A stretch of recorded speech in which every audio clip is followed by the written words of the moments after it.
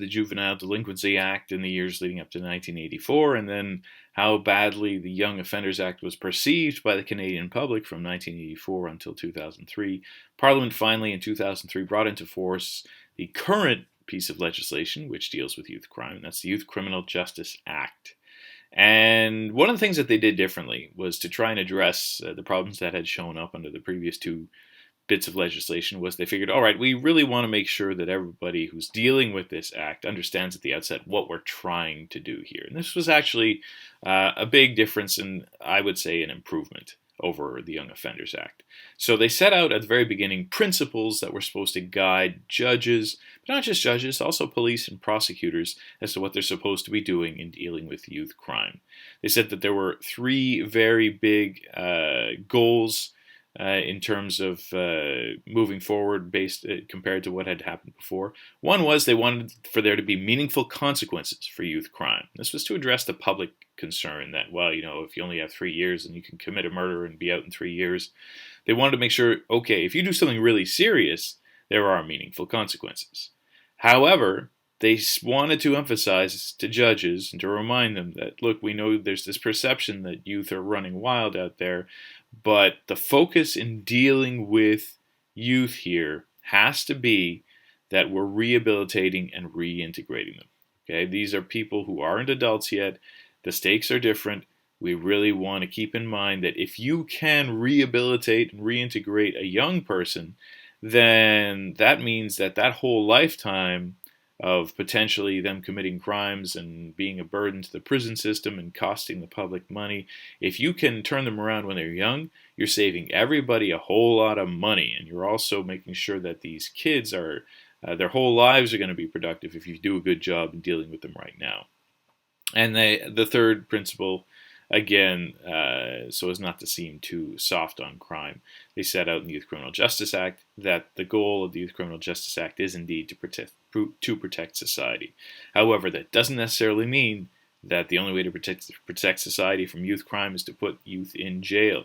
If you want to protect society long term from these people who are going to keep growing and aging and being adults, you want to make sure that you can turn them around when they're young. And you'll see over and over the principles that keep coming back. Ask judges, ask the police, ask lawyers to do everything they can about finding solutions for youth crime that don't involve sending these kids to jail. Because again, remember the context, the highest incarceration rate in the Western world. So the guiding principles included these ideas dealing with jail. Essentially, they said, if there's any way you can sentence a kid for a crime without sending them to jail, then make sure not to send them to jail. If they're not violent, don't send them to jail. Are you sure you even need to take this kid to court? There's a lot of directives that are focused on police and asking police to see if there's any creative ways they can come up with of dealing with people who are becoming criminally involved that don't involve sending those kids to court, right? Don't even bring them to court if possible. So yes, we want to protect society, but the goal under the YCJA is spelled out: protect society through crime prevention. It means don't make bad kids worse by locking them up with the hard cases in jail. Keep jail only for the most violent kids, only for the ones who really need to be set apart and locked up. Otherwise, for those kids who aren't so crazy yet, get them through court fast and force them to work with a supervision officer who, instead of focusing on punishing them, is focusing on rehabilitating them and getting them on the right track. Now, that point there about getting them through court fast, that may not be obvious why Parliament thought this was so important in dealing with youth crime. And this is partly because Parliament was starting to recognize, look, the way that the criminal justice system moves in Canada can be a little slow, right? For adults, you might be charged with something in October of, let's say, 2003, and you might not get a trial for that thing if it's going to go to trial before sometime in 2005, right? Things can move pretty slowly.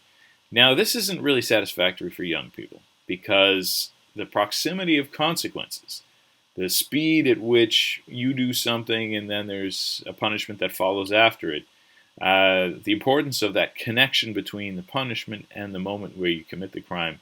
It's important for adults, but it's even more important for minors because they need to remember what it is they've done at the point where they're being punished for it. And so This aspect is something that, even though it's set out in the principles of the YCJA, it still needs improvement. Right? This here is a graph showing in 2014, 2015, which is quite some time ago, but still, it's showing the amount of time in the various jurisdictions in Canada that it would take between when somebody is charged with a crime and when their case actually gets resolved by either a sentence or an acquittal. And the average in Canada is about 4 months, right? 120 days. Some provinces in Canada do it pretty quickly. Like you see, Prince Edward Island generally was averaging a little under a month in terms of the amount of time it would usually take for a youth case to be dealt with. That's closer to what the YCJA is asking. But you have some other provinces like Newfoundland, for some reason, would really take a long time in dealing with a youth case. It would go, on average, upwards of 8 months. That means you have some cases that are going to take a lot longer than 8 months. And that's really too long as far as the YCJA is concerned, in terms of getting the consequences to the kids quickly after what has happened. The resolution this still definitely needs improvement, but compared to adults, it was an improvement there.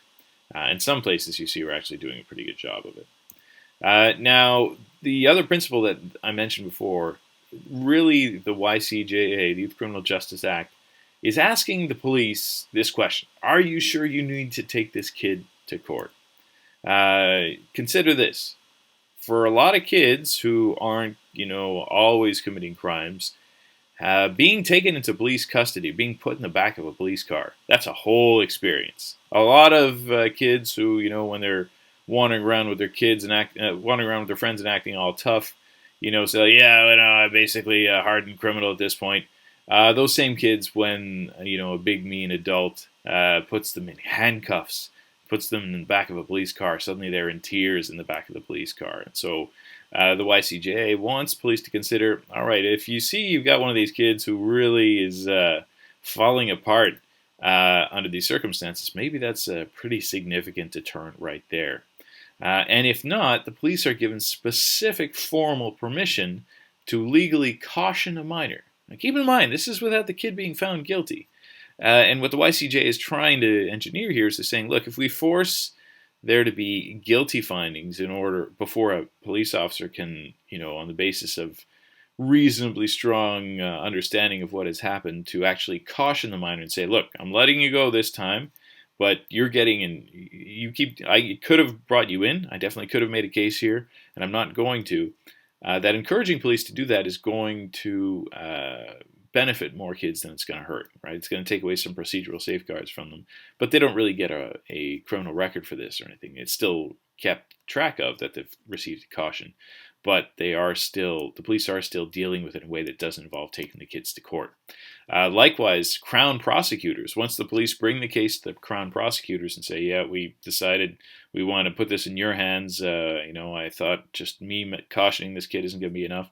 The Crown prosecutor, when the Crown prosecutor receives the case, she can look at this and say, well, I think the fact that this kid has had to come to a courtroom and see a judge wearing a big black robe, that, after their first appearance in court here, I might decide to get rid of this case, but I'm going to issue a Crown caution to the minor. That means I'm going to give them a stern talking to in front of their parents.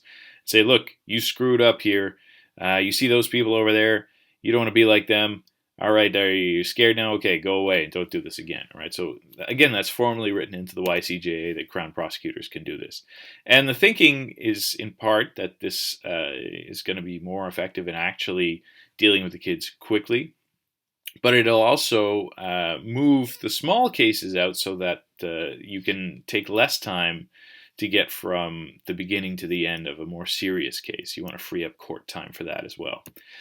So specifically in the YCJA, they set out different things you can do. Some of these I've already talked about. And in emphasizing them formally, even if there were already, a lot of these things were things that the Crown prosecutors and police were already doing, it was trying to encourage them even further to do this. So it sets out that a police officer can decide to just let the kid go, say, all right, I've put the kid in the back of the police car, he's freaked out, that's good enough. or formally give them a warning, formally give them a police caution, or even officially refer them to a program. I'll talk about that more in a second. And likewise, the Crown has the ability to issue a Crown caution. When the police refer a kid officially, they can refer them to child welfare because it might be more a family issue than a criminal issue. They can refer them to a youth justice committee, which is an innovation under the YCJA, that each community is supposed to put in place a committee of people who are members of the community. Often these are social workers, people who aren't really legally involved, but people who have a concern for kids. This committee is in place to try and take the kid in hand and see what they can do for them and with them. They can also refer them to a recreation program. Maybe this kid just needs some structure by way of participating in a sports team. Maybe they have an issue that relates to substance dependency that really isn't something that needs to be dealt with criminally yet at all. Or counseling, could be mental health is more the issue. It could be family, emotional health is more the issue. But the police are encouraged to see, remember, this is a kid, often a kid who doesn't have a lot of parental support. Is there something that you as a police officer might spot as a solution to their problem that doesn't involve just putting them in handcuffs? This guy here, I bring him up as an example of a police referral that worked really well. This police referral would have happened, I think, in the early 1980s. This guy who you're seeing here is a player who was an excellent center fielder for the Montreal Expos in the early 1990s. His name is Marquise Grissom. He was a very, very successful baseball player. He was very, very fast. He could hit for decent power. He could steal home plate. I remember seeing him steal home plate a number of times. And if you know anything about baseball, stealing home is a very risky endeavor, and he was very good at it because he was so fast. And what happened when he was a kid, I think there were about 10 kids in his family. He was, I think he was the youngest. And one day, I think he was mucking around with some friends, and he threw a rock at a police car, and he broke the back window of a police car from a pretty far distance. And the police officer, which is pretty impressive on the police officer's part, caught up to him and caught him. And instead of charging Marquise Grissom, he said, "Look, I can bring you in, I can write you up, I can bring you to the police station, but I've seen the way you threw that rock at my police car, and you hit it from pretty far away. You got an arm on you, son. I tell you what, if you play for my baseball team, my youth baseball team, I'm not going to charge you."